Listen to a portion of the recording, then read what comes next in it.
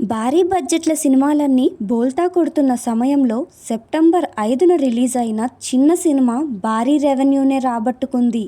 మరి అమెరికాలో అయితే పెద్ద సినిమాలకు షాక్ ఇస్తుంది. లిటిల్ హార్ట్స్ చూపిస్తున్న జోష్ మామూలుగా లేదు. యూట్యూబర్ నటుడు మౌలి, తనుష్ ప్రశాంత్, శివానీ నాగరం లీడ్ రోల్స్లో నటించారు. శ్రీమార్తాండ్ డైరెక్ట్ చేశారు.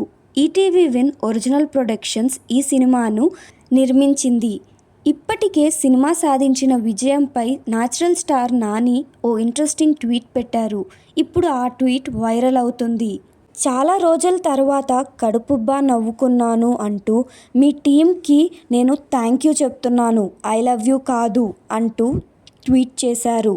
ఇప్పుడు ఆ ట్వీట్కి రిప్లై ఇస్తూ మౌలి, నాని అన్న నేను మీకు పెద్ద ఫ్యాన్. ఈ విషయం మీకు తెలుసో లేదో నాకు తెలియదు.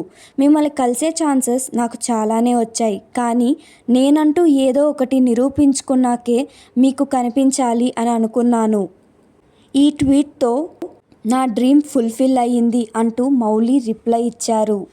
అంతేకాదు, ఏదో ఒక రోజు మీ గోడలో ఒక ఇటుకనవుతాను, ఇది నా ఛాలెంజ్గా పెట్టుకున్నాను అంటూ మౌలి చెప్పారు. ఈ ఇటుక ఏంటి అని అనుకుంటున్నారా?